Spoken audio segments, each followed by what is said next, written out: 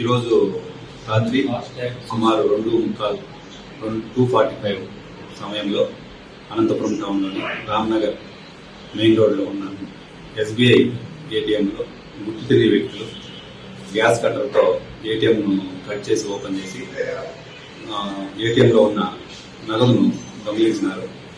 దీని మీద మేము కంప్లైంట్ తీసుకుంటున్నాము. ఏజెన్సీతో క్యాష్ లోడింగ్ ఏజెన్సీతో కంప్లైంట్ తీసుకొని విచారించి దీని కేసును పట్ట చేస్తాం. ఇప్పుడు మనకు ప్రిలిమినరీగా ఇంకా వాళ్ళతో ఫోన్లో మాట్లాడడం జరిగింది. ఇంకా కంప్లైంట్ రావాల్సింది. అరౌండ్ 29 lakhs అని వాళ్ళ ఫోన్లో చెప్పడం జరిగింది. వాళ్ళు వస్తే మనకు క్లారిటీ వస్తుంది. సెక్యూరిటీ ఏటీఎం బ్యాంక్ వాళ్ళని అరేంజ్ చేయలేదు. అలారం సిస్టమ్ అయితే ఉంది. అలారం కూడా